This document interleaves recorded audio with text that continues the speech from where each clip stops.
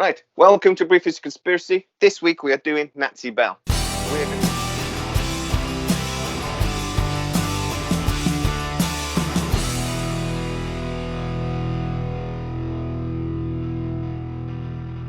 going to be talking about Roswell, Kecksburg, the Philadelphia experiment, Operation Highjump, and a 1936 UFO crash in Germany. Right, so if you're new to our channel, please like, subscribe, hit that bell notification. It really does help us out. Going to jump ahead a little bit to Operation Highjump, though. And after the war, we know a lot of Nazis legged it to Argentina. There's these weird towns. There's a couple of them that just look like East German Alps. They look like towns, Bavarian sort of towns. Yeah, exactly. Bavarian. That's what I was looking for. And it was funded by probably quite a lot of Jewish gold and things, and art that they plundered from all over Europe. And these guys live pretty well. Now, the rumor is though that on there we're heading to Argentina, but that's not their final destination. And some of them were heading down to Antarctica. In 1936, and sent in secret, a Nazi expedition did go down to Antarctica. They founded New Swabia, still contested today for the German nation. Named after the vessel that was sent, this was officially an exploration mission. And the reason why they went down there was because they genuinely believe that's where the Aryan race that they were descended from came from. So the rumor goes that they wandered down to Argentina. They had their U-boats filled with gold and everything else, and then they went to Antarctica. Yep. Now we get into a lot of Hollow Earth and stuff there, but we'll go into that in another episode because that's a completely different thing. But So did the Americans really believe the Nazis had run off to Antarctica with all their flying saucer technology? If they did, how would they react? Perhaps they would send a fleet down to have a look? Maybe start a bit of a fight? If they did, that operation was called Highjump. The official reason for Operation Highjump was that they went down to do Antarctic experiments, right? So they were going to plan to see how well they could put an airfield down there. They were going to sort of put a flag in and go, right, this part of Antarctica's in Little America, they were going to call it. And they're just going to do some ice weather tests. Yeah, nothing to do with the rumours of the Nazis fleeing there. But no. Yeah. We'll do some tests. So, for this scientific experiment, Rear Admiral Byrd, who, when we do the Hollow Earth stuff, is good. He's a good character. So, he decided to take, for this experiment, 2 icebreakers, which, okay, icebreakers, good, Antarctica, cold. The rest of what he decided to take is a bit odd, though. 4,700 men were in this battle group, and I'm going to call it a battle group because they had an aircraft carrier, 2 or 3 helicopter carriers, a submarine, 33 aircraft, and a flotilla of 13 vessels in total. It didn't feel like a scientific expedition. It felt like an invasion. Felt like a search and destroy. Yeah, that's a battle group. Yeah. You watch some YouTube videos and you'll think that they then had a fight with the Nazis and got their butts kicked, and that they lost ships, they lost hundreds of men. They did that. It's not true, but there were deaths. Byrd didn't come back with everybody he went with. There were sadly several accidents and several deaths. But were these deaths caused by an attack from flying saucers, or was it just that this was a very poorly planned, executed and prepared mission? You don't take aircraft carriers to one of the harshest environments on the planet. And Byrd does have this weird sort of statement when he come back that he's talking about we need to be prepared for the enemy that's coming from the polar regions. And now I can understand that they're talking about Russia, because Russia uses the North Pole and goes over and goes under the North Pole a lot. But what enemy did he think was going to attack us from the South Pole? Really? There's no one down there. So Australia? No. Is Australia going to use it to attack America? Well, they can't. So that's caused a lot of rumours in that what was Byrd talking about when he was talking about an enemy from Antarctica? Was it the Nazis? Don't Could be. know. It's possible. I suppose they've still survived quite well in Argentina, haven't they? The remnants of the Nazis. Yeah, they're still there. Hitler's there. He's 130. I've seen photos of him. He's on Facebook. I've seen photos. All right, yeah. He's still there. He's There's just the some- oldest living person ever. Yeah, he'd have to be the oldest living by a mile. Like, but yeah, he says there's this bloke down there that says he's Hitler. God love him. That's one thing that I suppose at least they can't make any rumours about now. Like, is he still alive? No, he's definitely dead. Even if he was alive after the war, he's now definitely dead. Most definitely dead. Well, unless there's some advance in healthcare that they've come across that we don't know about as well. But yeah, exactly. That was part of the thing as well, isn't it? Have you seen that movie that Iron? How was it called? Iron thing. They've got a base on the moon. Yes, I've seen that one. Yeah, they're all zombies and things. It's classic, brilliant film. Right, so if you have this idea then that there's these two projects, America and Germany, competing, you then get Operation Paperclip. So obviously the Americans sort of gathered up as many Nazi sort of scientists as they could, and the Russians did the same. Yeah, it was a fight, wasn't it, between Russia and America to round up the scientists. Over 1,000 scientists moved from Germany to the US, many of whom were rumoured to have worked on several different secret projects. One of these scientists was Werner von Braun, the man considered to be the father of NASA. America decided to ignore their past to use their talents for the future. And obviously they you can argue they won the space race really, because I mean when America's shuttles were decommissioned, they didn't have an engine, so they bought a load of Russian engines. They're still using them. They haven't stopped using them yet. They've only recently started using the SpaceX heavy lift rocket, and they're trying to build their own new SLS rocket. But for 15 years, 20 years, they were using Russian rockets.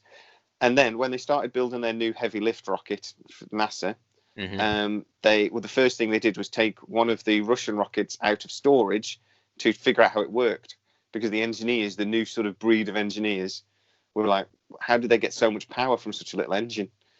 And so we talk about America getting these genius rocket engineers and being the father of NASA and all this.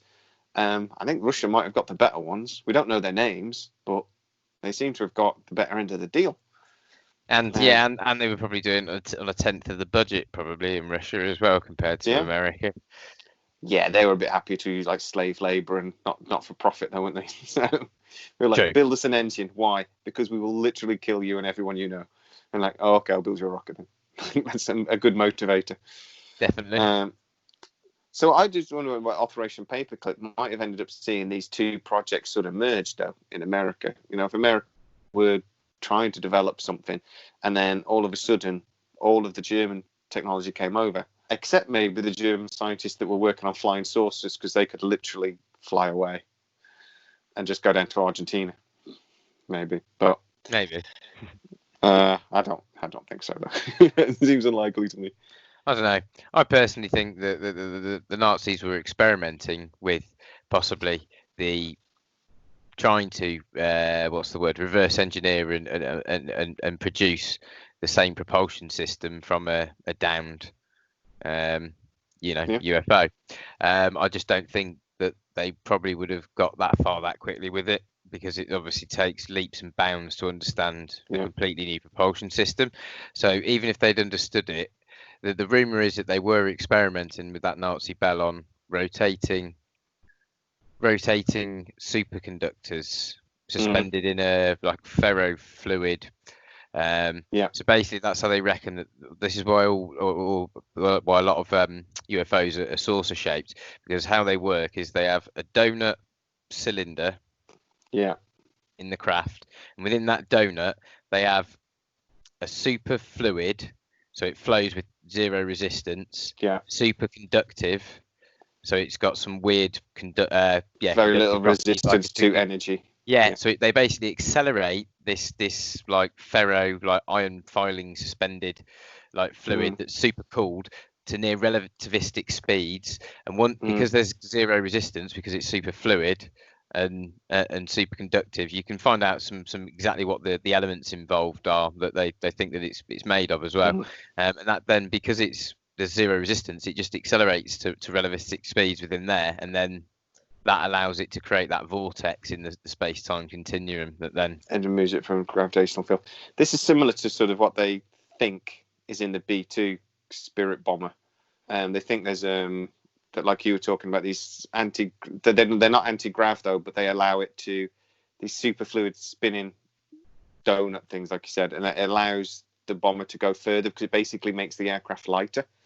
Yes. So it's not quite anti-gravity, but that's one of the reasons why they think it costs so much to build. Well, yeah, but it is anti-gravity, because if you've got any kind of propulsion system in the craft that's negating some of the gravitational force pulling that craft to the Earth, even if it's not 100% of the gravitational effect, it's only 88%, let's say, and you're still subject to 11% of the normal gravity of Earth. Yeah. You can still do far faster maneuvers, far less energy to break the Earth's.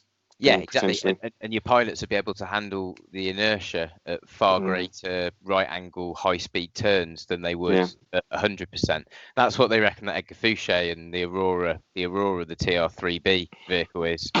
That's got those anti-gravity things. They reckon it reduces it to almost 10% about of the craft's actual mass. And it just makes the range just insane. And so they're the triangular UFOs that have got the red light in the middle and then the three lights on the 3 points. Yeah. On Facebook, I regularly see this video. Supposedly, this is a TR-3B on an aircraft carrier, but sadly, it's completely fake. We're talking about the Aurora. There have been rumours about the Aurora for how long? And the Aurora is supposed to be a triangular-shaped vehicle as well, isn't it? But there's been too much discussion of that, I think, for there not to be something in it. And at the end of the day, when the SR-77 was decommissioned, it was never replaced. The Americans have always wanted to have that high-speed, high thing in space, somewhere that you can go where your satellites can't get to quickly. And they've always wanted that capability. So to get rid of the Blackbird and not replace it, makes you wonder. Yeah, but if it was, and it's a vehicle that we've still not seen, it must be something really impressive. I mean, it's good if no one's ever caught a picture of it, a real picture. There's loads of pictures on the internet of this vehicle, but none of them are real. So yeah, but if you think back to the hydrogen bomb and how classified and how secret that was, the atomic bomb. The only reason that they had to admit that they've been working on that was because they released one and they saw the effects of it after they'd released a couple. So, but they didn't have to tell anybody about the craft they've managed to create after they reverse engineered downed alien vehicles, because they kept it all quiet from the very start. Yeah, and we've just had little snippets maybe. Yeah, technology wins a war. And what you were saying though about how if they did, it's very unlikely the Nazis would have got a sort of a working version quickly. No, I don't. Again, if they did so, then design that, and the Americans were particularly building this S1, we may have seen crashes. So, Roswell, was it a test gone wrong? Potentially. I mean, I think there's other UFO crashes as well that we can go into, but Roswell's obviously the most famous. This would have been the early sort of maybe experiments in this technology. Yeah, I mean, they do reckon that they were. I mean, if you look into the secret space program stuff, that Solar Ward, I think it was talking about, wasn't it? How, they were out test flying these UFOs that they recovered, that they'd managed to repair, probably not completely reverse engineer, and they used to run that, and that was what what's his name? You mean Bob Lazar? Bob Lazar, yeah. He claimed, didn't he? He took his friends out to watch on the night that he knew that they test flew them, and then all his friends saw. So sometimes some of these down craft might have been test flights that have gone wrong when they've been testing out the tech or testing out the reverse engineered technology once they've actually produced an ARV, an alien reproduction vehicle. Yeah. I think another interesting one is Kecksburg crash in 1965. Another thing that our lovely viewers have pointed out when we did our previous videos in Pennsylvania. Now, this is one of those really interesting UFO sightings that we have thousands of witnesses. You know, a bit like the what are the lights? It's gone at me. Phoenix Lights. The Phoenix Lights, thank you. So it's a bit like that. We had thousands of witnesses, so we know something happened, and we have hundreds of witnesses that saw it actually crash and something hit the woods near Kecksburg. Mm-hmm. They say that was bell-shaped. Whatever hit the ground was bell-shaped. Some eyewitnesses saw it, and there's like a reproduction of it in the town now. The Greensburg Tribune says hundreds saw the something crash in the woodland. The military turned up, sealed the whole area off for weeks. Yeah, and then after a bit went, we didn't find anything. So a lot of people went, whoa, what? Since officially now, the story is. Sorry, I just always find the excuses in these situations when it comes to the government. If your child gave you that excuse, you wouldn't let them get away with it. It's true. I didn't do it. It was like that when I got here. That's the thing. It just begs belief, because they think they can hide behind just giving us crap answers that don't even add up most of the time, and you just think. But the official reasons were either it was a meteor that had come in and that's what people saw, or a Russian satellite had broken up. And now this Russian satellite seems to be used a lot as well as an excuse, particularly if something then hits the ground. It was a Russian satellite or a Russian piece of technology or something that had burned up and had hit the ground. We've done a few cases where the official version is Russian technology. It's an easy go-to as well, though, because it explains the military interest. So the military would come in, they would want that, they would drag it out, and it's the height of the Cold War, so they ain't going to tell anyone they've got it. So it is a really convenient story, or the truth, because that is kind of logical. Yeah. I tend to agree. It could well easily be either. Yeah. Or it was one of these experiments and one of these tests gone wrong. And a vehicle or something crashed. And when people saw it, they said it was bell-shaped. So again, more Nazi bell experiments potentially. The Americans.